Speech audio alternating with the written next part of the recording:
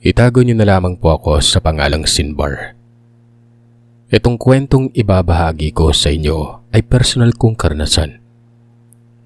Dadalhin kayo nito mula sa kamuwangan ko hanggang sa mga natuklasan ko noon na hindi ko lubos mapagtanto. Na totoo. Nangyari ito sa amin sa Negros sa San Carlos noong taong 2009. Sa bandang liblib ako nakatira kasama ng mga magulang ko. Bugtong na anak ako. Medyo may edad na yung mga magulang ko ng mga panahon na yon. Swerte na lamang at nabiyayaan pa ng anak. Desperado si nanay at mababa lang ang porsyento ng pagkakaroon ng anak pero magkaganon pa man. Animoy naging biyaya daw ako noon. Damang-dama ko ang pag-aaruga nila na lahat na lang ata ng layaw na makakaya nila. Binibigay nila sa akin. Hindi kami mayaman. Sakto lang. May kakayanang makaraos at makapagpundar. Gawa na rin ito ng sipag ng mga magulang ko. Paghayo pa ng pinagkakaabalahan. Guro ang tatay ko sa elementarya na malapit lang sa amin. Habang lumalaki ako noon, nakakasabay ko lagi ang kasing edad ko lang. Naging kamag-aral at naging kaibigan ko na ito. Kumbaga, kababata. Kapitbahay lang yon. Lupain ang pagitan ng bawat bahay namin. Tawagin na lamang natin siya sa pangalang Raymond. Kahit noong mag-high school na ay magkakasama pa rin kami. Magkasundo kasi at ni minsan ay hindi kami magkatampuhan. Kung ano ito sa bahay namin, kung ano ang turing ng mga magulang ko, ganun din ako sa kanila. Wala nang tatay si Raymond. Nanay na lamang ito ang kasama, na siya namang kaibigan at malapit sa mga magulang ko. Itong panahong nabanggit ay nasa second year high school ako. Kapag-aral ko si Raymond. Kung hindi ako nagkakamali ay nauso noon ang kawatan. Talamak ang mga magnanakaw sa lugar. Kabi-kabila noon ang mga reklamo. Pero hindi nahuhuli ang magnanakaw. Mailap, matatalino. Alam na alam kung kailan kikilos. May tindahan nga sa merkado na nagiiyak talaga yung may-ari kasi nga ubos lahat ng perang kinita sa buong buwan eh. Nilagay lang kasi ito sa tindahan sa kumpiyansang pulido at silyado talaga ang pasilidad. Pero wala.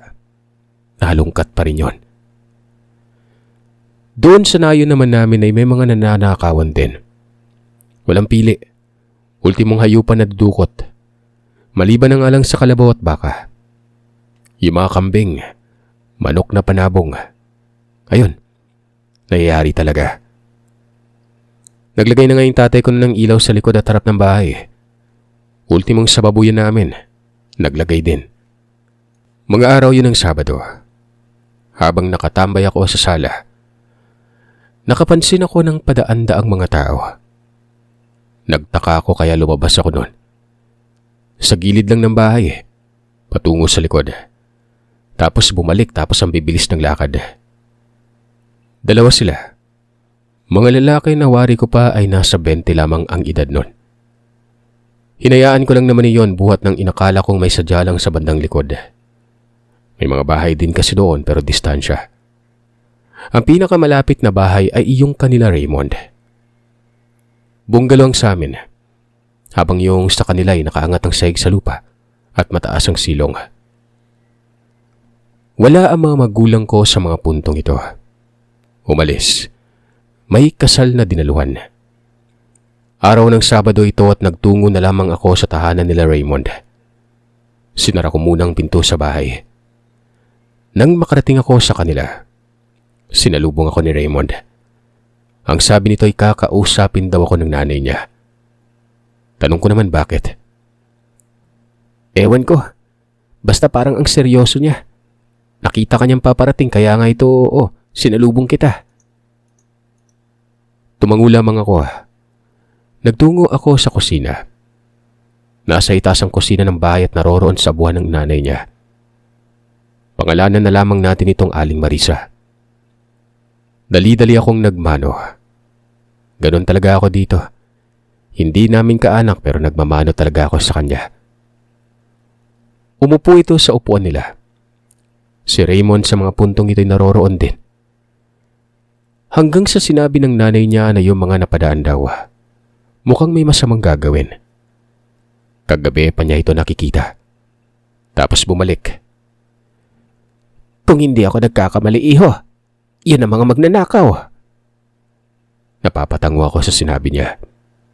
Ganon din si Raymond at ang seryoso ng titig nito sa akin. Alam pala ng kaibigan ko ang sasabihin ng nanay niya.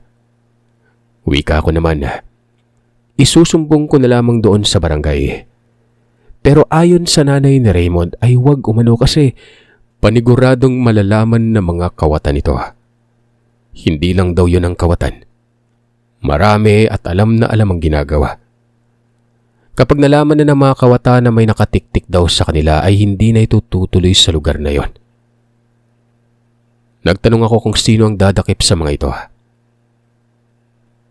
Malinang napiling lugar yung mga kawatang iyan. Huwag mo lang sabihin sa mga magulang mo ha. Ako nang bahala. Sabi ng ginang sa akin. Kako paano? Tsaka baka saktan pa siya. Pero ayon dito, hindi naman daw siya ang pupuna sa mga ito. Basta't siya lang daw ang bahala doon. Nagtungo ako sa beranda nila. Bumalik na kasi ito sa ginagawa. Nagluluto yun ng bibingka. Pagbebenta ng kakaninang ikinabubuhay nila. Suki nga'y nanay ni Raymond na mga guro sa eskwelahan lalo na sa elementarya. Kasama ko sa beranda nila si Raymond. Nagtanong ako dito kung anong gagawin ng nanay niya. At sigurado ba ito? Baka kasi kung mapano yun. Alam niyo, nakita ko ang ngiti nitong kaibigan ko na wari ba'y ipinapahiwatig sa akin na huwag mag-alala. Sabay sabi noon na basta nanay niya na raw ang bahala. Kinakabahan talaga ako. Sino bang hindi? Para bang hindi ko na sila kilala. Sa kabila ng lahat ay inisip ko na lang na baka may nakausap si Aling Marisa na huhuli. Baka may pasekretong ginagawa ang kapulisan. Umuwi ako noon. Hapon na talaga nang dumating ang mga magulang ko. Nasa dila ko na ang mga katagang dapat kong sabihin patungkol doon sa mga taong napapadaan. Pero naiisip ko pa rin ang mga sinabi sa akin ni Aling Marisa. Bahala na nga. Wika ko pa sa sarili ko. Kinakabahan ako. Nakatayo lamang ako noon sa paligid ng bahay. Nung gumabi na, dumalaw si Raymond. Nakangisi pa ito habang nasa sala. Parang bahay na niya kasi itong bahay namin Araw ng Sabado at ang pakay noon ang panonood ng telebisyon. Yung mga magulang ko maagang natulog. Pagod siguro. Ako na nga lang ang pinakain May dala naman silang bring house mula sa kasal. Isasara ko yung pinto Huwag kang lalabas. Sabi ko kay Raymond. Tatakot ka no? Huwag ka matakot. Walang mangyari. Ano bang sabi ng nanay ko, di ba? Siya yung bahala. Uy, panoorin natin ulit yung Home Alone, yung bata yung bida. Sabi ko iba na lang. May mga bagong biling CD ang tatay ko. Magaganda. Dagdag ko ano ba talagang gagawin ng nanay niya. Kinulit ko ng kinulit si Raymond.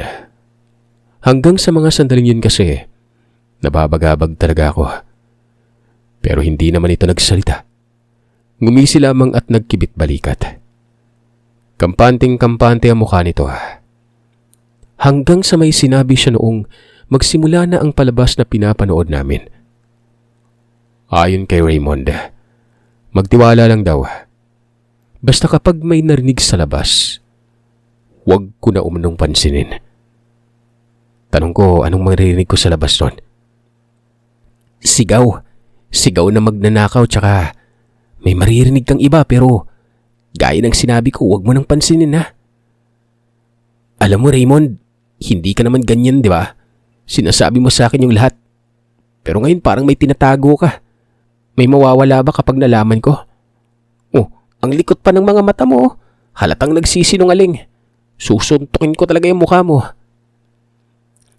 Kasi Sinbar, may mga bagay na ang hirap talaga ipaliwanag At kung sasabihin ko sa'yo, posible kang hindi maniwala at posible ding matakot. Ikaw na lang yung tumuklas. Pero kung anong matutuklasan mo, sana sa'yo lang ha. Nakasalalay kasi ang pangalan ng nanay ko dito. Sabi ko nakakabaliw siya. Malalim yung mga binanggit niya at ang hirap kalkalin. Pero hinayaan ko lang. Kasi nga hindi naman talaga nito sasabihin sa akin ng totoo eh. Mabuti pa sigurong gawin ko na lang yung mungkahin niya. Ako na lang ang tutuklas. Yun ang nasa isipan ko noon. Mga nasa kalagitnaan ng palabas na pinapanood namin. Narinig kong kumalabog sa likod. Tapos parang nabulabog ang mga alagang baboy. Pupuntahan ko sana kaso hinadlangan ako ni Raymond. Wika nito ha. Huwag umano. Gawa ng naririyan na umano ang magnanakaw. Panigurado umanong nagtitik-tik na ito. Ang sabi ko'y ipapaalam ko sa mga magulang ko pero hindi na kinakailangan.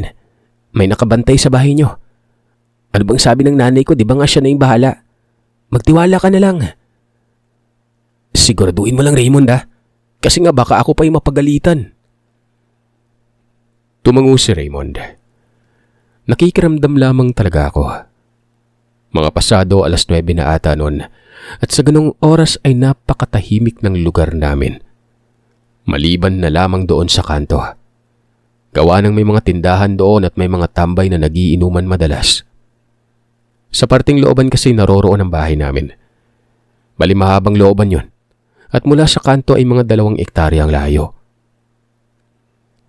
Hanggang sa nakarinig ako ng pag-igik ng baboy na siyang kinilabutan talaga ako noon. Paano ba naman kasi? Kakaibang igik ito. At para bang napakalaking baboy yon. Samantalang inaalagaan namin sa fattening yung mga biik pa naman. Napadikit talaga ako kay Raymond. Sinara ko ang bintana sa likod ng inuupuan namin. Ano yun, Mon?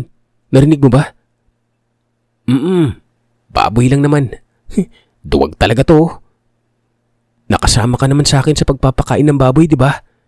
Tingin mo may malaking baboy kaming alaga, di ba maliliit pa? Tapos yung tinig na yun para namang pangkas na baboy na napakalaki. Hayaan mo yun. Sabat niya. Napipikon na ako. Gusto ko na talagang punta ng kusina at sumilip. May ilaw naman dun eh. Hanggang sa nakarinig na ako ng pag-ungol at kasunod noon ang pagsigaw. Hindi na ako nakaatim. Dali-dali akong nagtungo sa kusina at pumatong sa lagayan ng mga plato. Sinilip ko sa labas noon. Ganun na lang ang pagkabigla ko, Sir Seth. May tao doon na gumagapang. Duguan. Hindi ko alam kung anong nangyayari dito at gumagapang. Sa likod lamang yun ng babuyan namin. Naabot ng liwanag kaya kitang-kita ko talaga. Tapos may napansin akong nagtatatakbo sa may sakahan na para bang may humahabol dito. Nagsisisigaw ang isang tao doon. Hanggang sa hinila-hila ako ni Raymond at sinabing wag daw tingnan dahil baka may magnanakaw na nakaumang lamang sa bintana. Sabi ko wala naman eh. Dagdag ko'y may gumagapang. Hanggang sa yung gumagapang na yon. Bigla na lang may lumapit dito na napakaitim niya at hinila yun ng pagkalakas-lakas. Ginuyod ito sa may dilim at hindi ko na yun nasilayan pa. Bumaba ako sa pinagpatungan ko at sinabi ko ito kay Raymond. Sabi ko ano yung maitim na parang napakapangit na mukha. Nakita ko kasi talaga yung mukha kaso nga lang ang bilis ng pangyari. Pero malinaw na nanlilisik yung mga mata nun. Tao lang yun. At yun ang sinasabi ng nanay ko. Hindi yun pangit no? Baka malikmata mo lang. Tara, labas tayo tingnan natin. Sabi ni Raymond. Binuksan ito ang pinto sa likod. Nanginginig ang katawan ko habang naglalakad patungo sa kung saan. Gumagapang kanina yung tao. Lalaki yun eh. Nakaubad pa ang itaas tapos salata talagang duguan. Hindi ako nagkamali. Dahil may mga bakas ng dugo doon. At kitang-kita ko rin ang mga nakakapkab na lupa na para bang ito na yung mga sandaling hinila ng kung anong nilalang na yun itong lalaki. Kumuha na ng tabo si Raymond. Nagtungo ito sa may drum sa malapit. Kumuha ito ng tubig doon. Nilinis niya yung bakas ng dugo. Sabi ko bakit niya ginagawa yon.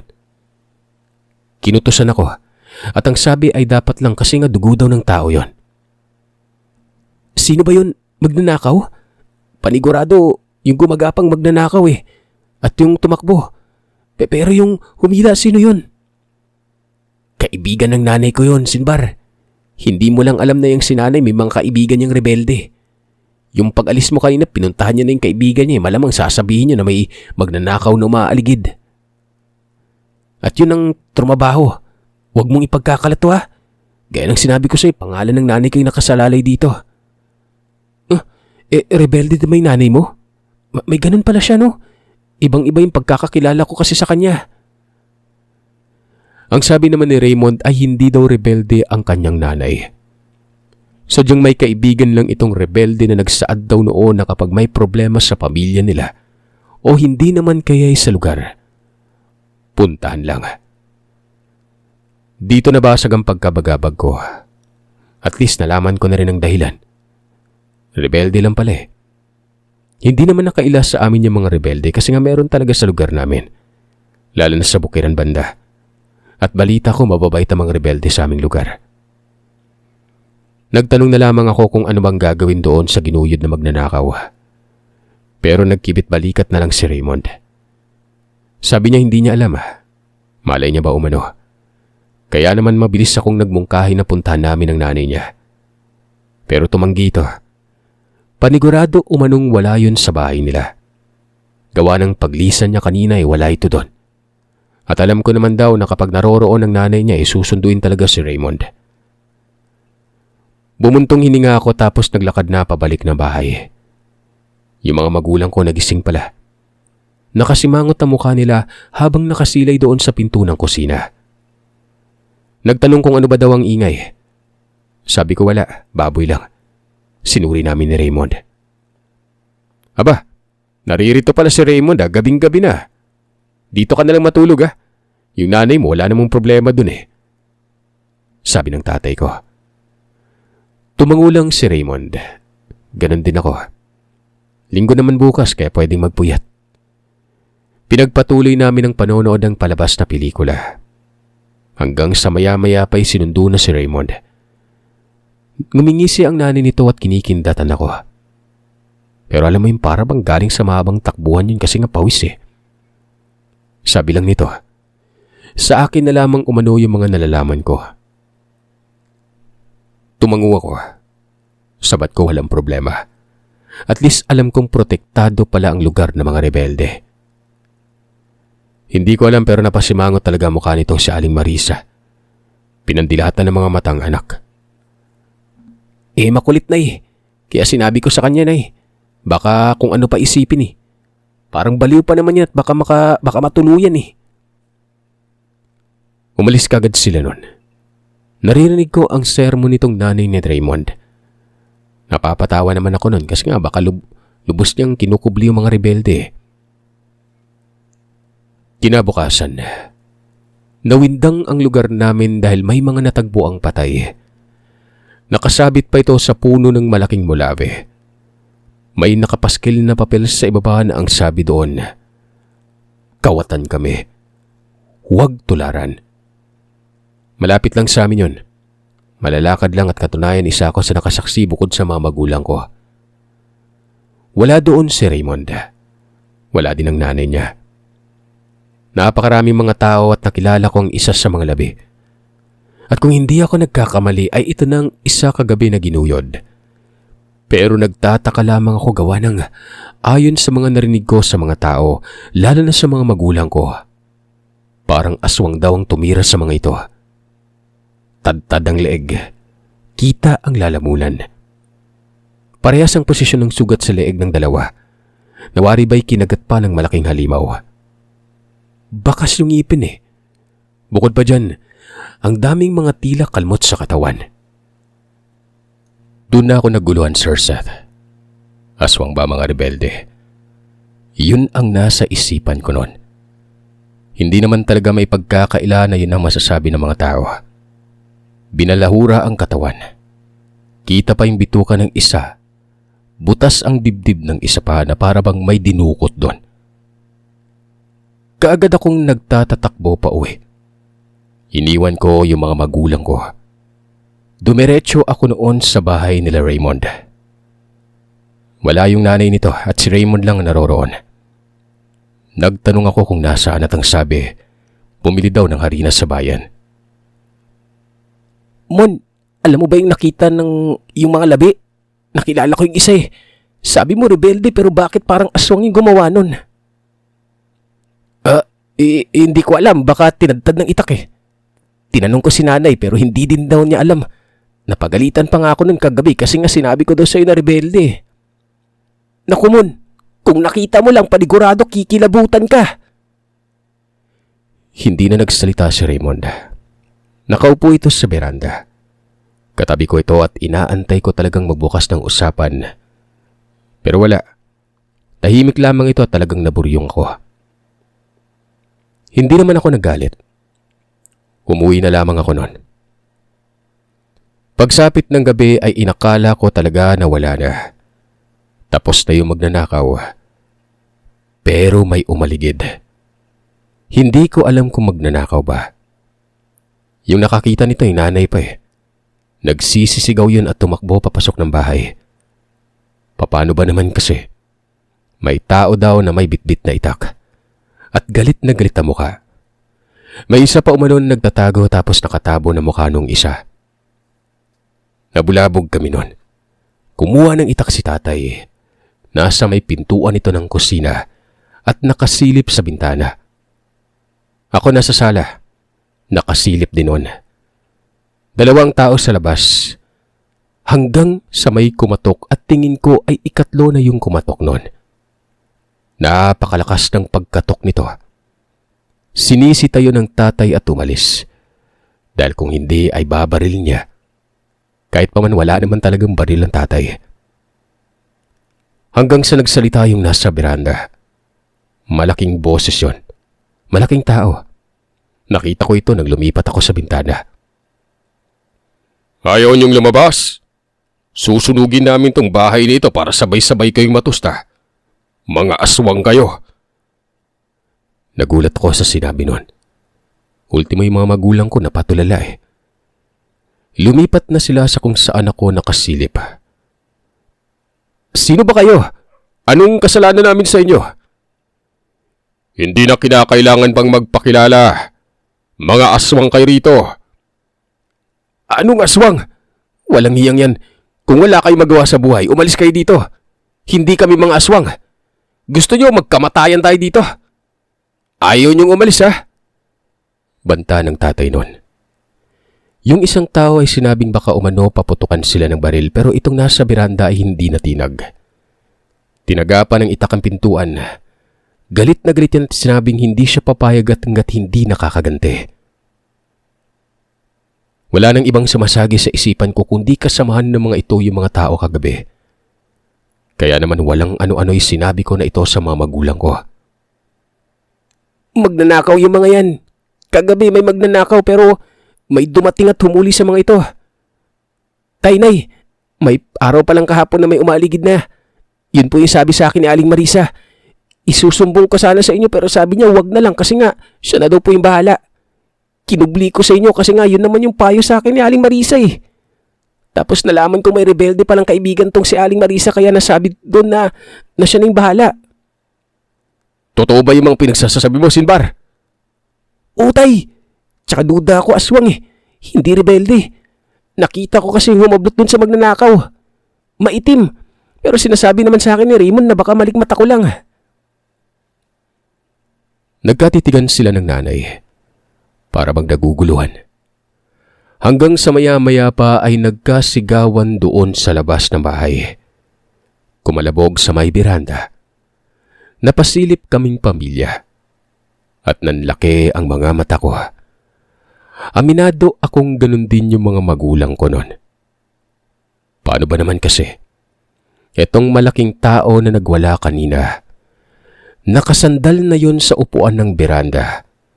Tapos may nakatayo sa harapan nito na may napakapangit na muka. Mahaba ang buhok. at nakilala ko ang suot na damit.